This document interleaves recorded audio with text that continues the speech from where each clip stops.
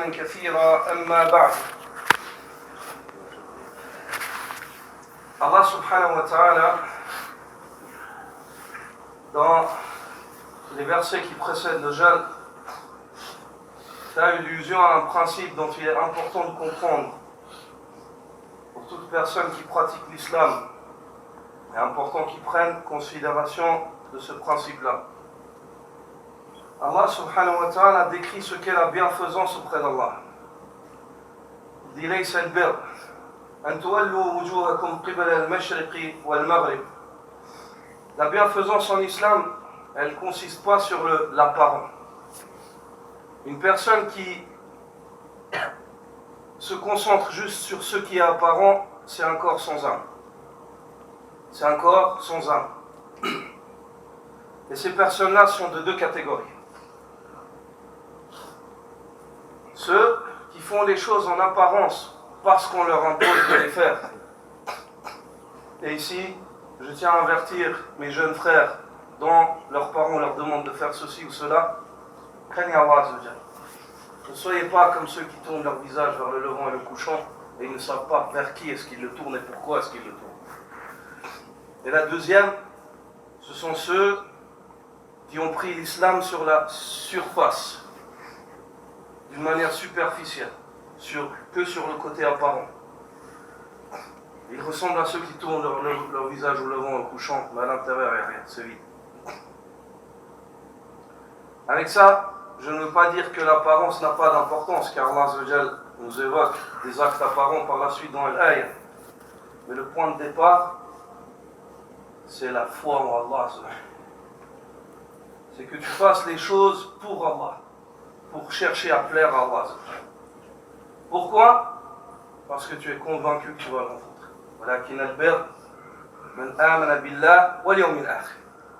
Et Allah Azza wa Jalla a évoqué la foi dans l'Yawm al-Akhir, le jour dernier, tout de suite après la foi en Allah. Pourquoi? Fais les choses pour Allah. Pourquoi? Parce que tu es convaincu que tu vas le rencontrer. Puis ensuite, il évoque la foi dans Al-Malak, puis la foi dans les kutub, puis la foi dans les messagers, dans les prophètes. Car cette chronologie-là, elle a une logique. Allah Azza wa Jalla envoie des anges avec la révélation vers qui? Vers les prophètes. Mais ces anges qui sont envoyés avec cette révélation vers ces prophètes, à quoi est-ce que ça appelle ce message? À la foi en Allah et à se préparer à rencontrer Allah. À la foi en Allah et à se préparer à la rencontre avec Allah subhanahu wa ta'ala. يومئذ تعرضون لا تخفى منكم خافية. Ce jour-là où vous serez présenté à Allah Azza wa Jalla, rien ne sera dissimulé de vous. Pas même la plus petite chose. ما لهذا الكتاب لا يغادر صغيرة ولا كبيرة إلا أحصاها. Qu'a donc ce livre? Il n'a rien omis. Des petites choses et des grandes choses, si ce n'est que tout a été recensé.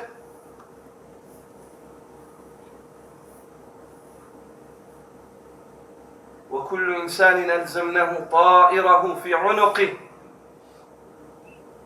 ونخرج له يوم القيامة كتابا يلقاه منشورا. Et chaque homme, on a pendu son œuvre à son cou. On fera surgir de cela un livre, une biographie, un registre qui se déroulera devant lui le jour de la résurrection. اقرأ كتابك, lis donc ton livre. كفى بنفسك اليوم عليك حسيبا. Aujourd'hui, tu te suffis comme comptable. Pas besoin de discuter, tout est là. Petites, grandes, elles sont toutes là. Allah subhanahu wa ta'ala dans cette ayah nous évoque que le départ du bien, c'est le bien d'une croyance saine et une bonne intention. Et quand je dis croyance saine, je ne te parle pas juste de la théorie, de dire la croyance des gens de la sunna, c'est ça et c'est ça. Ça c'est juste, ça c'est le côté ilmi, le savoir. Quand je te parle de croyance saine, c'est que ces connaissances que tu as sur la croyance des gens de la sunna, elles cassent ton cœur pour le reconstruire. Elles brisent le cœur. Elles font que le cœur, il sait qu'Allah l'entend, qu'Allah le voit. Il fait attention à ce qu'il dit, il fait attention à ce qu'il fait. qu'Allah Azza wa Jal, Khabir, est parfaitement informé, il fait attention à ce qu'il y a à l'intérieur de lui. Il n'a pas peur des gens, il a peur d'Allah Azza wa Jal. Il n'espère rien chez les gens, il espère Allah. Il aime Allah plus que tout. C'est ça qui est voulu, ça c'est le bir. Bidayatul bir. Le début de la bienfaisance. Ça c'est la racine. Et si cette racine, elle est forte, alors à ce moment-là, cet arbre-là pousse, ses ramures s'élancent dans le ciel, et ses fruits sont bons. Allah subhanahu wa ta'ala dit, ألم تر كيف ضرب الله مثلا كلمة طيبة كشجرة طيبة أصلها ثابت وفرعها في السماء تؤتي أكلها كل حين بإذن ربها.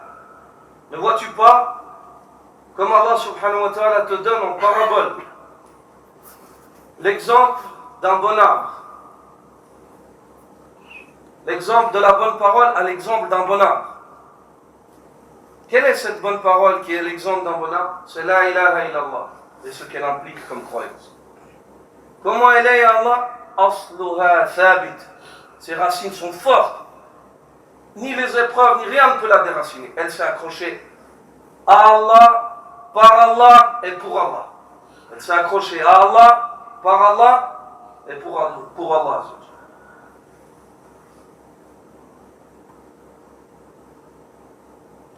Lillah, ala Allah, wa billah.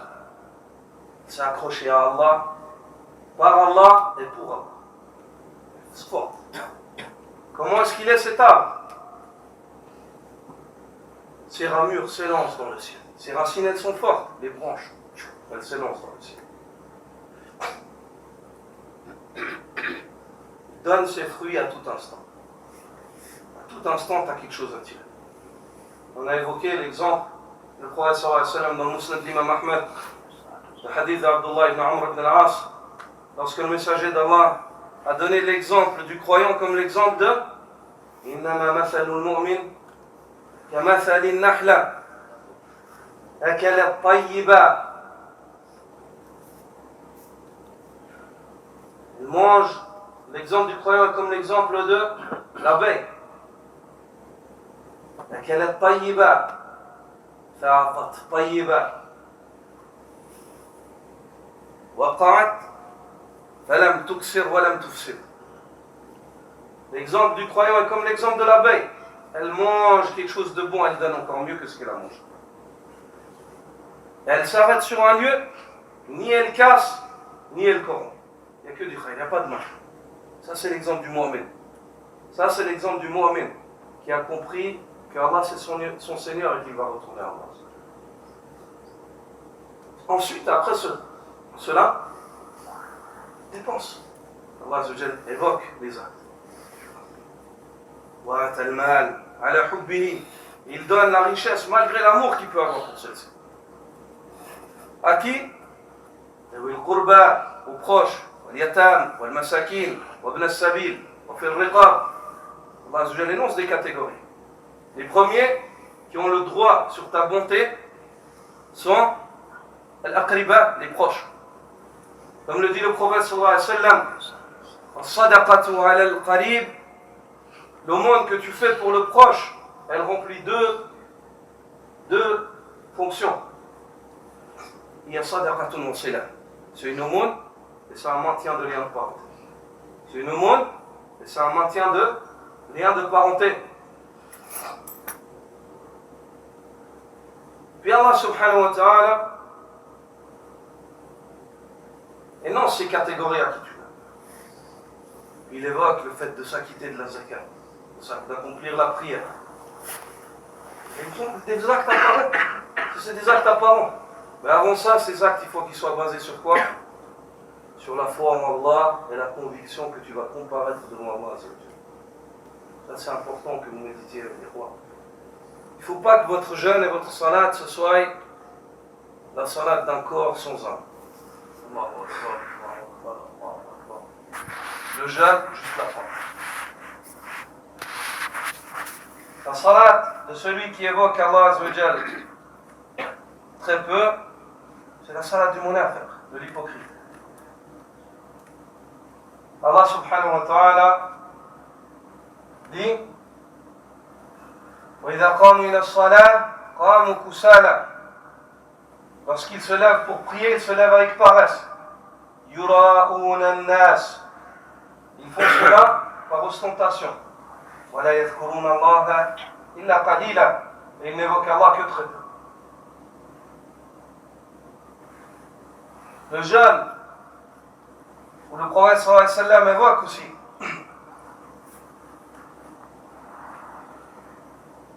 il dit tilka salatul munafiq, tilka salatul munafiq, ceci est la prière de l'hypocrite, ceci est la prière de l'hypocrite.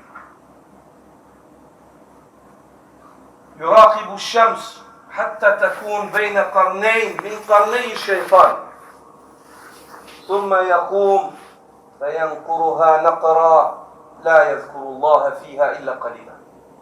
Voici la prière de l'hypocrite, voici la prière de l'hypocrite, dit le prophète.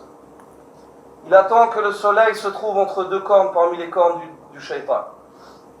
Il se lève à ce moment-là pour la prier et il la picore comme picore l'oiseau. Il n'évoque Allah dans cette prière que très peu. Allah Azza wa Jal avertit certains prieurs. Il dit Waylun lil musallin. Malheur donc à certains prieurs. Qui sont ces prieurs à qui ou lesquels tu avertis par le malheur, ya Allah? Alladhina hum an salatihim sahun. Ils sont ceux qui sont distraits par rapport à leur prière. Les sahaba du prophète sallallahu alayhi wa sallam, quand ce verset-là est descendu, ils ont dit Alhamdulillah alladhi qala alladhina hum an salatihim sahun wa lam yaqul alladhina hum fi salatihim sahun. Malheur donc à certains prieurs, ils sont distraits par rapport à leur prière. Les sahaba ont dit Alhamdulillah qu'Allah a dit par rapport à leur prière, il n'a pas dit durant leur prière. Car sinon on serait tous dans le malheur. Parce que tout être humain, ça peut lui arriver à ça. Le prophète sallallahu alayhi wa sallam a dit Innama ana basharun mislukum ansa kama tansaw. Quand il a fait un oubli dans la salat, il a dit je suis un homme, je peux oublier comme vous oubliez. Hada sha'nul bashar. Mais fais en sorte que ta prière elle ait une vie. Qu'elle vive par la foi en Allah et la conviction que tu vas retourner à Allah. Et que c'est lui qui retourne. Et ce principe-là a un lien étroit avec la recommandation du prophète sallallahu alayhi wa sallam par rapport aux jeunes. Lorsque Ramadan entrait, le prophète sallallahu alayhi wa sallam a dit à ses sahaba Man sama Ramadana imanan wa ihtisaba ghufira lahu ma taqaddama min dhanbi. Celui qui jeûne le mois de Ramadan avec foi, espoir de récompense, Allah lui pardonne ses péchés précédents. Avec foi en Allah et conviction qu'il va retourner à Allah et Allah récompense. Man qama Ramadana imanan wa ihtisaba ghufira lahu ma taqaddama min dhanbi. Celui qui prie durant le mois de Ramadan avec foi en Allah et en l'ordre d'Allah, espoir de récompense, il est convaincu qu'il va rencontrer Allah et Allah le rétribue. Allah lui pardonne ses péchés précédents. Man qama laylat al-qadri imanan wa ihtisaba ghufira lahu ma taqaddama min dhanbi. Celui qui prie durant laylat al-qadr avec foi et espoir de récompense, Allah lui pardonne ses péchés précédents. Le prophète sallallahu alayhi wa sallam a voulu enraciner ce principe. Le principe du birr, de la vraie bienfaisance. Afin que toi, ayyuhal mu'min, ton jeûne, ne soit pas le jeûne d'une personne qui tire de son jeûne que la faim et la soif. Ou bien la prière durant ces nuits-là ne soit pas la prière d'une personne qui tire de ses veillées devant Allah que le fait de ne pas avoir dormi. Car le prophète sallallahu alayhi wa sallam dit Rubba sa'imin hadduhu min siyamihi al-ju' wal-'atash wa rubba qa'im il se peut qu'un jeûneur ne tire de son jeûne que la faim et la soif. Pourquoi? Parce qu'il a jeûné comme celui qui tourne son visage à droite, à gauche, il ne sait même pas où il va. Il ne médite pas sur ce qu'il fait. Il a dit, sallallahu alayhi wa sallam, il se peut qu'un homme tire de ses veillées en prière durant la nuit que le fait de ne pas avoir dormi. Aucune récompense. Pourquoi? Parce que c'est un corps sans âme. Il n'a pas compris devant qui il se tient, pourquoi il se tient. Il n'a pas compris vers qui il va retourner, qu'est-ce qui va se passer. Dans une journée qui équivaut à 50 000 années, 50 000 ans, parmi les jours que vous dénombrez, 50 000 années. يوم القيامة 50 000 années. سبحانك اللهم وبحمدك أشهد أن لا إله إلا أنت أستغفرك وأتوب إليك.